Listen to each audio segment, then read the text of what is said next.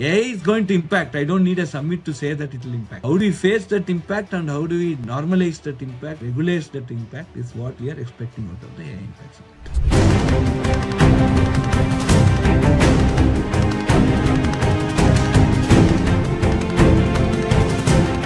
Today, I'm delighted to have with us Professor Kamakoti. Professor Kamakoti is the director of IIT Madras. He's widely recognized as the chief architect of Shakti, India's first indigenous microprocessor. Professor Kamakoti was part of India's AI task force and was also previously a member of the National Security Advisory Board. That he recently received the prestigious Padma Shri award in 2026, one of India's highest civilian awards. But talk to us about how you envision country's tech sovereignty strategy. 1947 we got social independence. 2040 technology independence.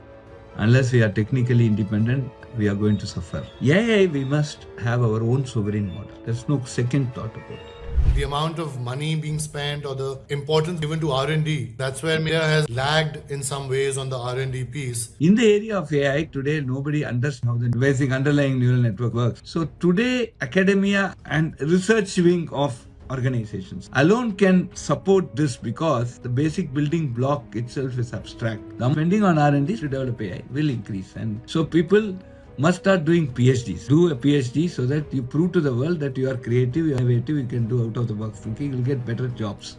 We must also look at frugal AI. If you don't have money, if you don't have hardware resources, you'll start doing things in a more optimal fashion. I think the most optimal technology is one that is tightly funded. India has this tight funding from a sovereignty point of view. People must trust and start using Indian products. Swadeshi is very, very important.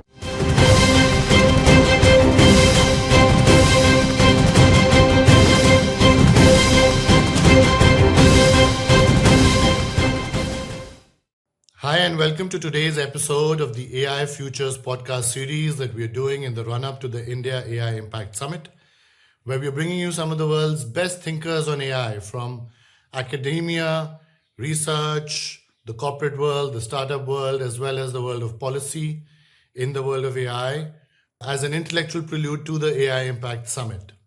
And today I'm delighted to have with us Professor Kamakoti. It's my pleasure and my honor to have you on the podcast here today, Professor Kamakoti. Welcome. Thank you, Anirudh. A lot more as a country we can contribute and we can benefit out of AI as a technology.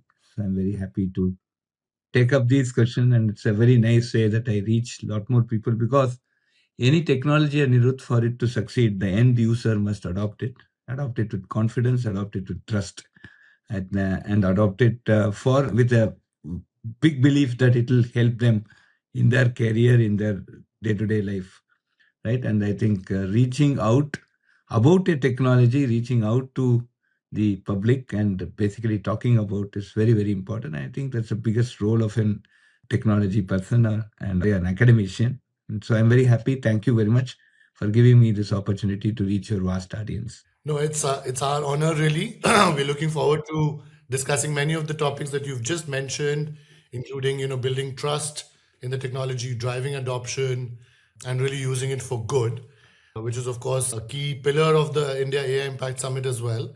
So we'll get into this. But I wanted to ask you, given the vantage point you've had, Professor Kamakoti, having been involved in the evolution of the thinking around AI in India now for many years, including with the AI task force now many years ago, academia and research seem to be a critical pillar of especially the world of AI. Unlike maybe the consumer internet wave where academia and research wasn't such a critical pillar in some ways and was easier to develop apps and companies in India and elsewhere without relying too much on cutting edge academic research. AI seems to be different. And so the context question I wanted to ask you is, how is the state of AI academia and research in India evolving? What are some positive trends you're seeing? What are things that you feel India still needs to work on? See, so far, if you look at, Anirudh, how technology has developed, and you rightly pointed out the earlier semiconductor technologies and also some of the other things that had grown up. The basic building blocks were completely unambiguous, and the only thing was to put the systems together. there was a complete understanding of the basic building blocks. Like everybody understood software stack.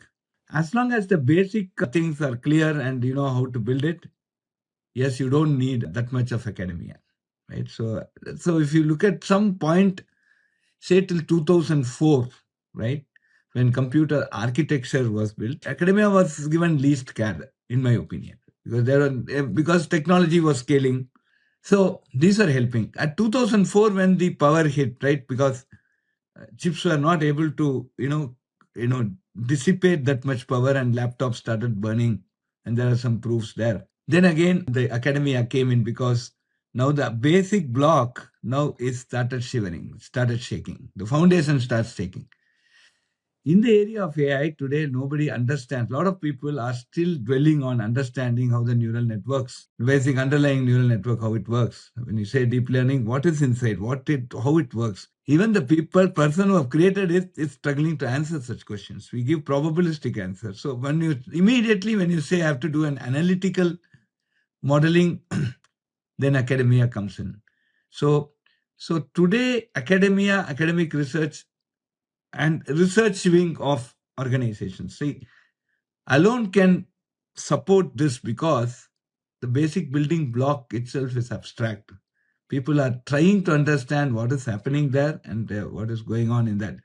And that is why today academia, research, and even a lot of industries did not, they put only 1% of their money in research. ऐसा काम नहीं चलेगा अभी, right? So we have to put more money in research and then we have to understand. Otherwise, what happens is, yes, you will have a tool, you don't know what it says is correct or wrong, and you don't know what is it safe, whether somebody can do. So there are adversarial AIs and so many things, and all these things are coming from either academia or the research wings of these large companies. And that's why, academicians, I don't know whether to feel happy or sad, but we feel relevant here. Okay, so. Yeah. Professor Kamakoti, we were discussing the book I'd written a few years ago called The Great Tech Game. And one of the key things I looked at in that book, in my research, while I was writing that book, was to understand in the past great eras what has driven certain countries to do well. And one of the key things that comes out very clearly is that, at least over the last few hundred years now, technology has been at the core of which countries have succeeded and which haven't, or which have been left behind maybe a little bit. And within that technology piece, the amount of money being spent or the importance being given to R&D, to research and development and innovation has been the key piece. And that's where maybe India has, I think, lagged in some ways on the R&D piece. But as you're rightly pointing out now, I think there's greater realization that this will be critical for technological development going forward. It's not just India, I may correct you, because everywhere in the world, I think the R&D part was much lesser in other technologies than it, right? Because you have to invest you have to come to, you have to touch people, you have to touch knowledge. So people and knowledge are becoming extremely important. Why people? Because they are the massive data generators, right? And as long as you don't have correct, clean data, your AI engine is bound to fail on a practical scenario. It will work on the lab, but not on. So it's a massive outreach, and and also a lot of insights that need to unconventional, out of the box thinking need to come, and that's where the research component becomes important. So across the world, we will see maybe India spent less on R&D. Other people also spend less on R&D correspondingly. The amount of spending on R&D specifically to develop AI will increase, and so people must start doing PhDs. I think if students are watching here and they want to stop it at MS, don't do that. Because do a PhD so that you prove to the world that you are creative, you are innovative, you can do out of the box thinking, you'll get better jobs in the Yeah, AI world. yeah. Okay. Well, I think that's absolutely bang on advice. Yes. I think looking at the future as well.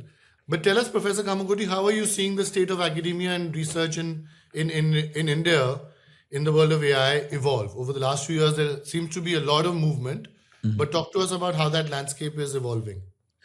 So today, when we start looking at AI, I think if you look at the AI summit itself that's coming here, there are these three important, sutras that they are saying, three important aphorisms that we want to put. One is PPP, people, planet, and progress. Okay. Correct. Academia today is now started looking at these three perspectives in a holistic way. Now, so let us start with the Ministry of Education, right? This is the prime body looking at academia and the country, to which we are belong to. The all IITs are basically under the Ministry of Education. So last but 1 year budget, Honorable Finance Minister, who actually initially formed the task force when she was Minister of Commerce in 2016-17 time frame, and that task force, I had the opportunity and honor to serve as a chairman of that AI task force, and that was one of the first AI task force constituted in our country.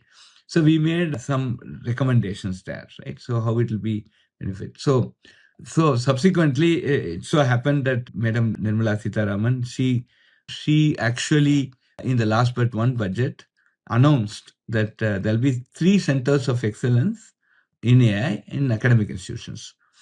And then last financial budget, she introduced one more. So the four is AI Center of Excellence have started functioning. The first one is on agriculture, right? So agriculture is, as you see now, it is basically now planet and it's now looking at planet and people there, right? Agriculture is very very important. If you know, there is a famous Tirukural, right? I'll just state it here for the benefit of audience. Urudundu varvane var Allah Toludundu pinselbavar, meaning the farmer is the king, because ultimately, why are you doing this podcast? Why are you doing all this consultancy, Anirudh? Why I am teaching? Ultimately, there is one aim for us. There are multiple things. Of course, one very, very important main is to fill up this 6-inch stomach. Okay. So as a farmer, is the most important stakeholder in your life. If farmer stops producing, you're gone. So AI for agriculture came out very nicely, and then IIT Roper is doing a great job about it. So I think one podcast you should dedicate it for that AI Center of Excellence in Roper. The second thing that came out was sustainable cities, smart and sustainable cities, and that IIT Kanpur is doing, and they are doing a lot of job. I think they have started experimenting and doing several such things which will make the quality of life of individual living in cities much more. It will improve the quality of life, and it will also serve as many governance and other issues that come in handling the city administration per se. So this is something, and also environment in city, air pollution and other things. This can actually give you warnings, predictions, so many things. So that's the second center of excellence. The third is on health, right? Health is aligned with the SDG 3, Sustainable Development Goal 3, which actually says you should give equitable, affordable, accessible, quality healthcare for all, right? So that is with Indian Institute of Science, Bangalore. Okay, so and these are 3 prime institutions, and many other institutions are participating. So it's an hub and spoke. The hub is IIT Roper, IIT Kanpur, IIT Indian Institute of Science, and there are several spokes who are working with them. For example, IIT Madras is working with both Roper and IIC on the health project, right? So, like, last year, she announced the AI Center of Excellence in Education, and that is given to IIT Madras. Okay, so this is so. So, how will AI help in education? Today, we are looking at the issues on fundamental literacy and numeracy. We have issues on skill development, upskilling, reskilling. We have to train teachers. We change syllabus quickly. We have to train teachers about the new pedagogy, etc. We have to have a so ultimate aim here is to have a co-pilot for every student in our country, which understands the student and basically help them, right? So personalized teaching, personalized evaluations is very, very important. You can just go by marks, right? The type of training I need to give for one person is different from the training I need to give. And this is where we need AI to generate this type of questions, generate these type of answers. And based on these answers and questions, they have to give out different other things. So this is something, you know, this is what we mean by personalized tutor, personalized stuff. And this is how we want this. Yeah. The piece around education, I think, can be critical for a country like India and a great use of AI. In fact, on a different podcast episode, Professor Kamakoti, I had another guest, Professor Stuart Russell from University of California at Berkeley, and he mentioned something very similar to what you are saying, which is that he believes that of all the different applications of AI today, he thought that the personalized tutor, AI driven personalized tutor, could be the more what he termed as the killer app. The app that could have a massive, massive implication, especially for countries in the global south where education reaching, the entire population and, as you're rightly saying, personalizing the education so that the right interventions can be made, I think can be critical. And that lets me, move to the other topic I want to cover with you. You've, of course, now been a director at IIT Madras. As you mentioned, IIT Madras is now the Center of Excellence hub for education as well, as part of the India AI mission. Talk to us about how your vision for IIT Madras has evolved for the last few years.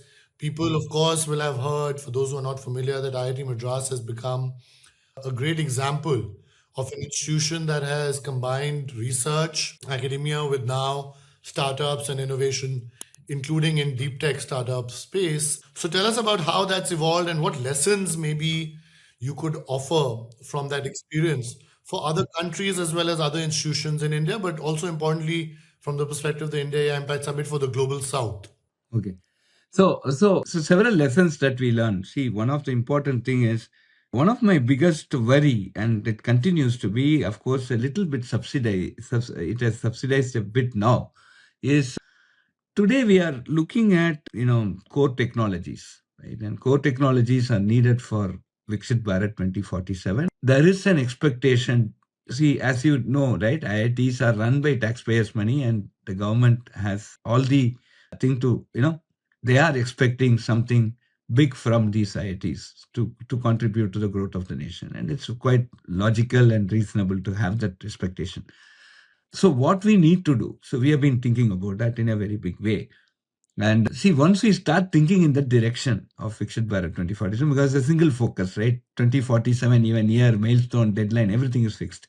And so we get that focus, right? All our strategic plan of IIT Madras, all our everything that we start trying and doing, our CSR activities, our startups, everything that we do, everything has this goal in mind. And that is precisely, I must say, that has kept our flag flying high, and we have been able to answer any question.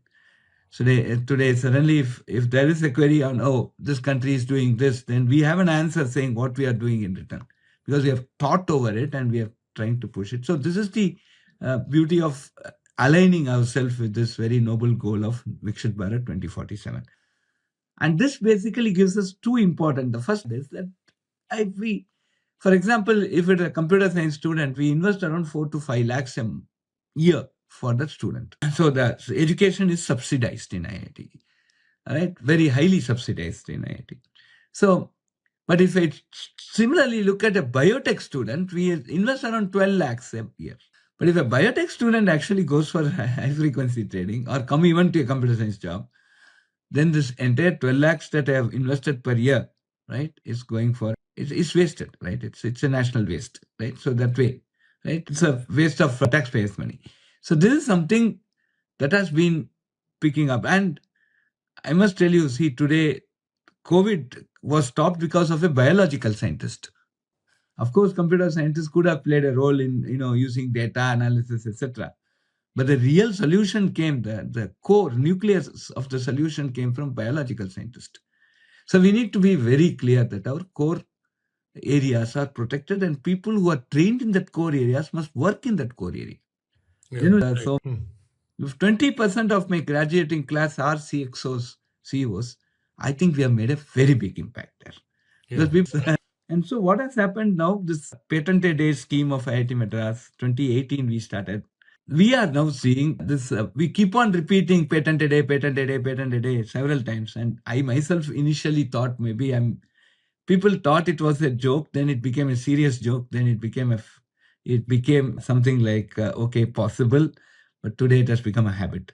So last 2 financial years, we filed 300 plus 300, and last 23-24 was a leap year. January had February of 2024 had one extra day. So we had, but that year we had 386 patents, more than 366, and last year 417, and this year we'll touch a very big number. I'll tell you on April 1, and I'm sure I'll not fool you. Okay, so but then what we do with these patents, we got this startup Shatam, right? So we have 100 startups every year. And Swapnil and Tarun made us very, very proud. They are the founders of Ether Energy, and it has gone public.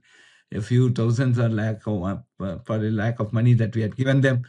and they are now returning it in hundreds of crores, right? So the stock is also going high. So this Valley of Hope, they need something like $2 million to $6 million, and that's the average that we had calculated over some of our startups, right? So if you give this money, they'll grow up. Okay. So how do we give that money? So we are now basically looking at this. We identified a fund manager. So this will be managed by the fund manager. Completely, it is their fund, but we will be supporting them. And it's called, so Unicorn India Ventures is the person whom we have identified, and they are fund managers for quite some time. So we had 25. Surprisingly, I thought 2 or 3 people will come.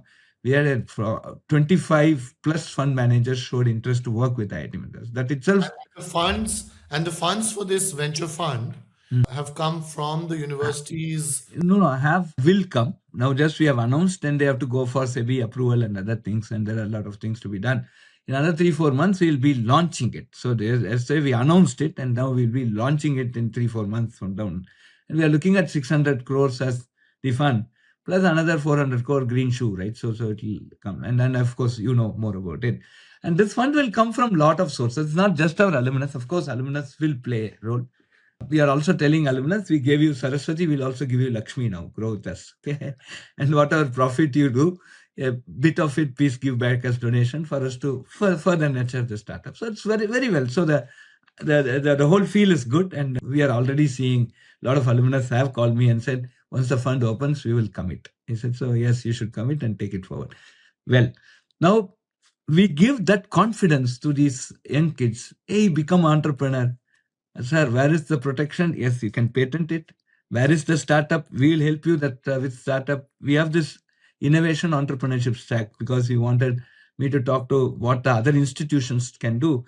What we have crystallized over last few years now is that we have an entrepreneurship cell. Now, as we are talking, the entrepreneurship summit is happening. We have more than 6,000 young entrepreneurs and who wish to be an entrepreneurs participating, and it's happening in IIT Madras today. Today is the second day. So what happens that this entrepreneurship cell or the e-cell, basically any student has an idea, they go and kidnap that guy and then or girl, and then they basically nurture them to make that idea into a Pratham. And then we have several incubators, right? Domain specific incubators, and that is very important. You can't have one single incubator doing all the things. So we have one dedicated for IITM Pravartak Foundation, dedicated for cyber physical systems. This is funded through the DST. Now we have Samya Technologies, which is actually the quantum mission, funded through the quantum mission of DST. We have Bodhan AI. This is now going to be our Bodhan AI conclave that we are going to do on 12th and 13th. It is basically on AI for education. So edutech startups can come and incubate themselves there. We have a sustainability incubator. We have a fintech incubator. We have a bio incubator. We have a rural technology based incubator. So we have special and sustainability incubator we are starting. So we have these, we have experts sitting in these incubation cells, and they will further now go and filter these guys and then finally make them into a startup. After becoming startup, that's not the end story. Here is some point that I want to tell. I'm also experimenting and I'm sure I will succeed. And I thought I can share this with others. When these startups are made, they can't be just technology people. They should be management plus technology. It is basically run by the technology. So there's always this technology is very, very important today. So, and that's also, we have to look at it very seriously. So this management should be taught in technology schools because management is becoming more and more technology oriented. I strongly believe that for that theory also nowadays. So that's why if you see even in an NARF ranking in the top 10, in addition to the management schools, IITs are there. IIT Delhi is in IIT Delhi, IIT Bombay, or one of these are in the top 10 for sure already. Okay. Now coming back, we want to have these startups with management guys. So we want to make a management and an engineering person jointly launching startups so that after post this, launching of the startup, they have to get into the real business of how to pitch, how to get the next stage of investment. They'll get some angel investing, etc. So we have this Chris Gopalakrishnan, of course, all of you know about him. Deshpande, also another person. Both are our alumnus, very proud alumnus, and they are the Kamadhenus. So you just phone them, sir. I have some funding. Can you send some money? They'll send money. So that's the beauty of IIT Madras. Right? That's the relationship that we enjoy, and they have so much trust in us. And so we have this Gopalakrishnan Deshpande Center, and Mm. that basically helps these startups to grow to the next stage. As they go to the next stage and they try to become the unicorn, right? So this in that we help them to do. Unless you have this entrepreneurship stack, right? The students, you can't go and preach to the student, become an entrepreneur. Say, what is the support system you have for me? It's an Yeah. immediate. I mean, incredible. I think, first of all, congratulations are in order. And I think you very well articulated, I think, both that innovation and entrepreneurship stack that you are building and have built a large chunk of at IIT Madras that can serve as a lesson for other institutions to look at, possibly replicate, and expand upon. And I love, of course, the Saraswati, Lakshmi, Durga framing of what all you need to really provide and what all that the students can expect to get. Let me now move the conversation from IIT Madras to India. Right? You've spoken, I think, very articulately about technological sovereignty, about how India needs to be Atmanirbhar, how technology has to be at the core of our development strategy as well. So let's talk about that. In the context of AI in particular, but even broadly for various core technologies as we started our conversation on, how critical in your view is digital or tech sovereignty for a nation today, whether it's India or another country in the global south or elsewhere? And what's your model of thinking about it? I know you've also spoken about strategic interdependence, but talk to us about how you envision a country's tech sovereignty strategy. So 1947 we got social independence. 2047, we need to get technology independence. Unless we are technically independent, we are going to suffer. And that suffering will not be Thanksgiving Day for us. Probably we may exist, we may not exist at 2047, but then our children will exist, and that is not something correct that we are doing. And this is actually hitting me very hard. Main important thing today, let me just talk about is medical technology. If you don't do medical technology, if IITs do not, IIC and IITs, we are talking 23 plus 1, we have 23 IITs and 1 IIC. I'm talking on behalf of all the 24 leaders here, right? If we do not do medical technology, you've gone here. Come on, it's just close India, right? That's my view. That's my very strong view. So we are putting all of our efforts to see that medicine and engineering come together at the institute level. So we must start hospitals. We must start where technology is experimented. Of course, keep to regulations and other things. We must start offering medical degrees, MBBS, MD, in these MD PhDs, and we must orient our doctors to become more understand engineering. We must make engineers understand medicine. I think unless we do, see, medicine is very critical. See, if we had waited for 1 year, like how we did for polio vaccine exactly 100 years before, India would have closed. There's nothing called Bharat after that, right? Would have been hindsight, right? Even the 6, 7, 8 months after the kids started returning back to IIT, I had to face 5 months that time. I had 6 months, I had 5 suicides. Because the kids were completely, they didn't understand what the world is. They were imprisoned for some time, right? But what, at least now, how did we come out of it? It is technology independence, right?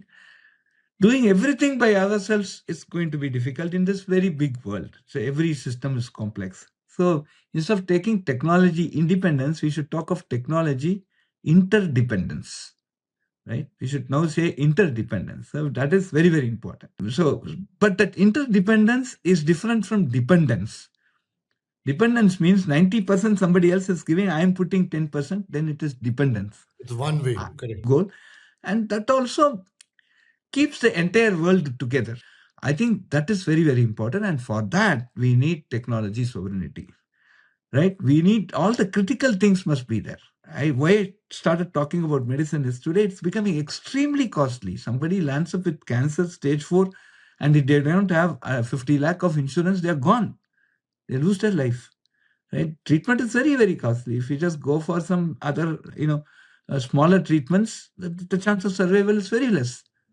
And cancer is becoming quite prominent nowadays.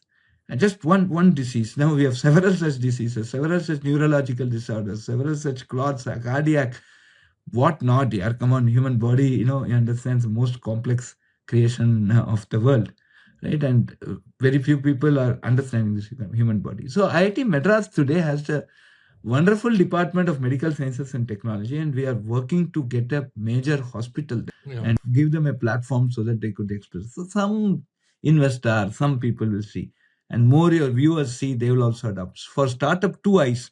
One is investment, second is end user, right? And the end user must adopt a technology, right? How much our DLI, PLI, the local vendor, all these orders and everything government can put. Government can do only that much. It is for the public to start responding, right? The public must say, I will buy my whatever is done in India, even though it's 5 rupees costly, 10 rupees costly, I will buy that, right? I will use this. That scale has to come. Our technologies has to come, right? And then we should adopt our technologies. We should not criticize our technologies, right? Technology can be, see, it is growing. See, we are doing frugal work. We'll talk about frugal AI later, but we are doing frugal research. We can't spend crores and crores of money to develop a product. We do with a lot of financial limitations, right? And so that is also very, very important from a sovereignty point of view. People must trust and start using Indian products. At least simple things like soap, right? Why should you buy an imported soap? We have so many soaps here. I use one soap which is made by Kupameni. Kupameni is a herb which just grows on the road. Some person has made a very nice soap, and you get it in our local shop. It's very good for my skin. I'm using it. Where else should I use some? So you should start. That's how things will grow. So so the important thing here is that we must also start looking at sovereignty. Again, you talked about sovereignty. It's very important, and Indian people must start using Indian goods. Swadeshi is very, very important.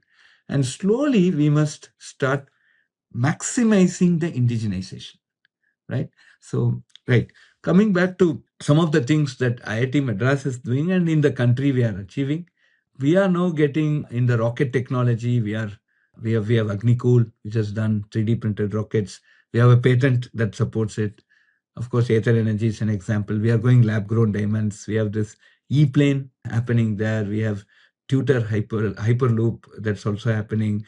We have a naval basin where we encourage shipbuilding and other things. We have several railway related projects. We have several strategic related projects, and several startups are working on rural technology. We have projects that make very low cost, lightweight, fantastic quality wheelchairs, right? Accessibility related work. So many things that are happening, and it's not just AI and ML here. Lastly, on the AI side, which is the part of this main podcast here, AI, we must have our own sovereign model. There's no second thought about it. Whether we can build it or not is a second question, but we must aspire to build it. Unless we make an attempt, nothing will happen. And so many people can criticize it. No, we don't care, but it's very, very important that we must have our own sovereign models. However good, however accurate, non-accurate it is, but we have to improve the accuracy, and we keep consistently improving the accuracy. We may do it a little slow, but still we need it. And we don't want, see, in world there is in Tamil we say 64, different forms of mastery, arts. 64 Kalai, we say 64 art forms. It's a 64 qualities. We don't want somebody to, if somebody is master of two big arts, right? Two bit things, we call them some sarvagya. Okay, why do we need somebody to understand all the 64? We can do one thing we can do. So that's why we call it as domain specific LLMs, large language models, domain specific language models. DSLM is what I've been talking for quite last 2.5 years here. We don't need some jack of all trades, right? We need one expert in this thing, and that doesn't require this much amount of hardware or this thing, right? It'll just understand that domain. It'll answer that other thing. It'll say it's outside my scope, and then you can go to some other domains there. So we need to have these domain-specific language models, and I believe that it will be small language models, and it will be easy to train. You don't need that great GPUs and stuff like that. We must also look at frugal AI, where if you don't have money, if you don't have hardware resources, you'll start doing things in a more optimal fashion. I think the most optimal technology is one that is tightly funded. Okay, I don't say less funded, tightly funded. And I think India has this tight funding thing. We can't afford great amount. We have so many other projects to do. So many other people are there. 1.5 billion population. I think we are tightly funded, and this tight funding is making us give optimal solutions. Right. For example, Shakti RISC-V is optimal hardware. Right. So it became because I basically what other contemporary microprocessor projects would have spent billions of dollars. I exactly worked at $1 million. Okay, so for this entire thing. So these are some things that we need to take forward, and we need to look at in strong detail. So Many lessons in what you have described for other countries in the global south which are in similar positions where they might not have the resources or let's say the talent pool or the hardware access to be at the cutting edge of AI innovation like the US might be. And so therefore many lessons in what you have described in terms of both the frugal innovation piece, the domain specific LLMs piece, right? I think that you've described that could serve as lessons to share. Before we move to talking about your expectations from the India AI Summit, also, Professor Kamakoti, I want to touch upon a topic which I think is a critical socio-economic topic related to AI, which is that of the AI divide, which you alluded to earlier in our conversation today also. In addition to building tech sovereignty, the interdependence that you've spoken about, it's also very important for policymakers and for everyone really involved in the conversation on AI to be thinking about whether AI leads to a divergence of economic benefits to just one group of people and not so much to the other.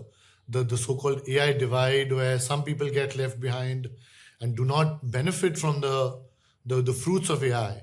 How are you thinking India or other countries in the global south, and in fact, I would say even the US and others, how should they be thinking and what should they be doing about this threat of the AI divide?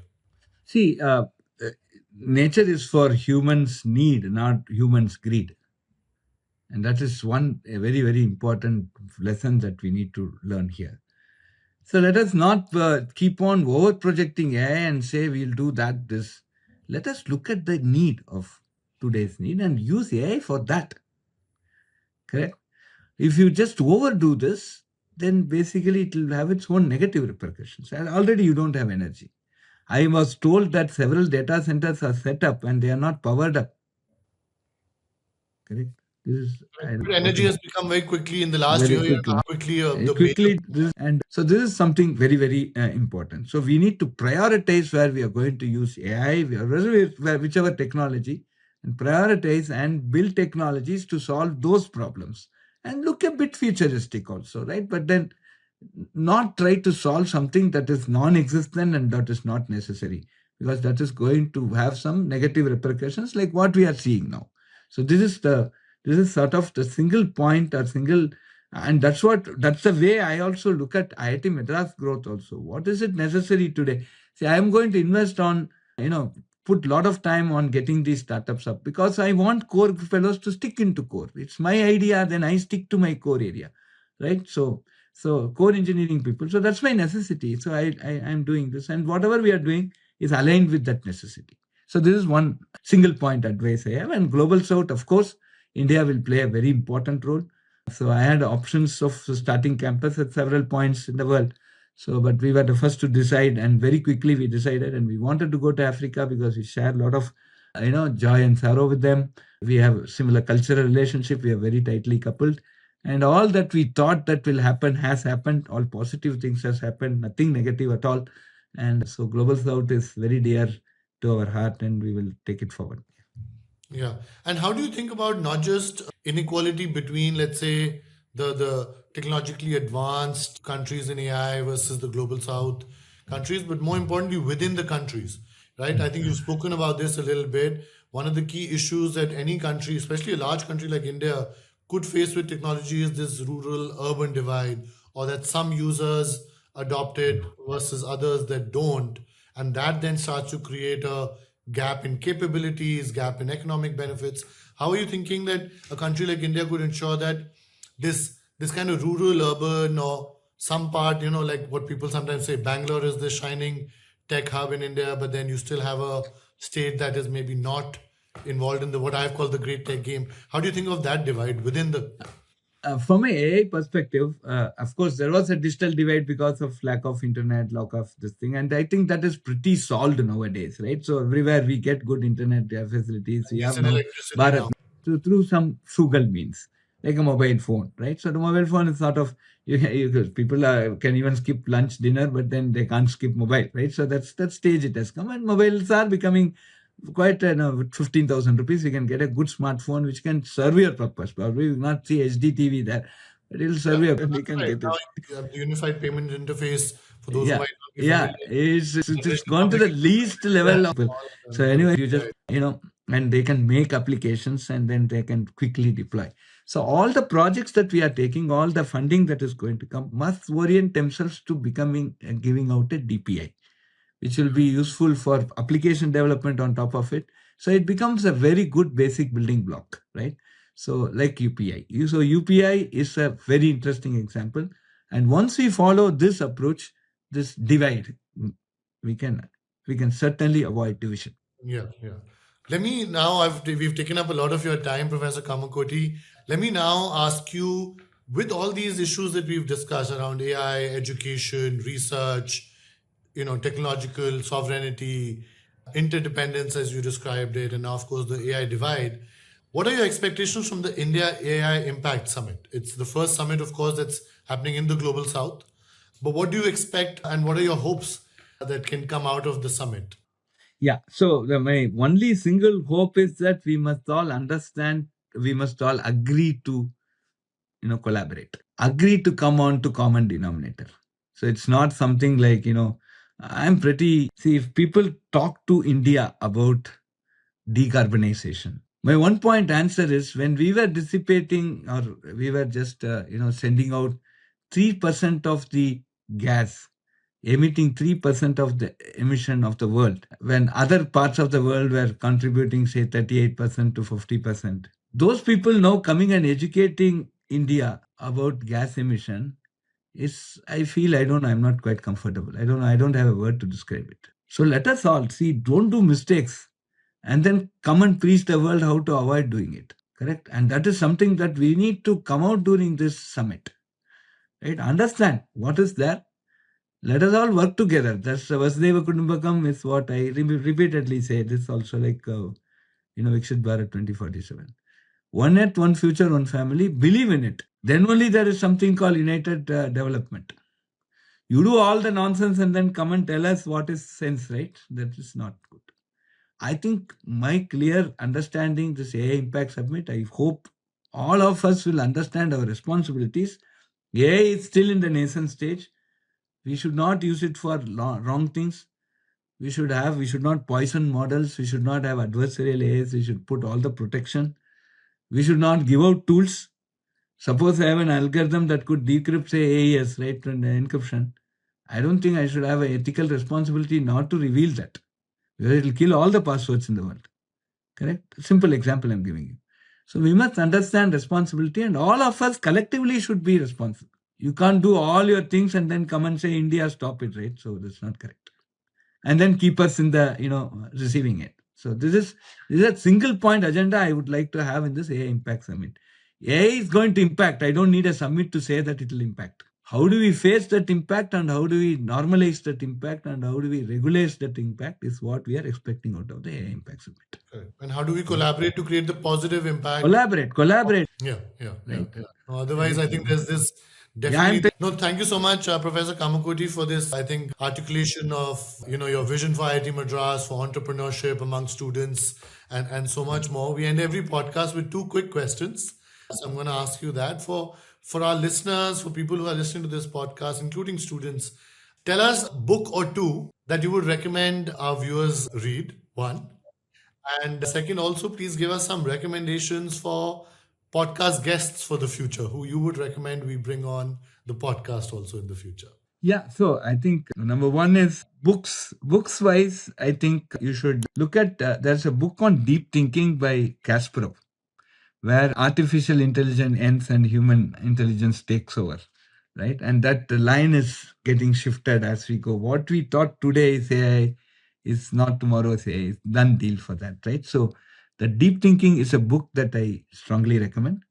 And for the podcast, you must bring all the startup CEOs. So you want names now? Srinath, Agricole, Moin, Tarun, Swapnil. They are no more startups. They are no IPO already. But then you should get them. And you get people like Sridhar Vembu now, right? So, right, who is basically talking, who actually makes the things work in India, right? In Indian software, etc. You should also look at projects like Bharat database. We are doing our own database, and all these indigenous efforts, and also early stage young entrepreneurs. These are the people who should be here, and they should talk about their success stories, and right, and motivate young people to become job providers, employers rather than employees. Okay. Yeah, great. Thank you so much, Professor Kamakoti. This has been a pleasure.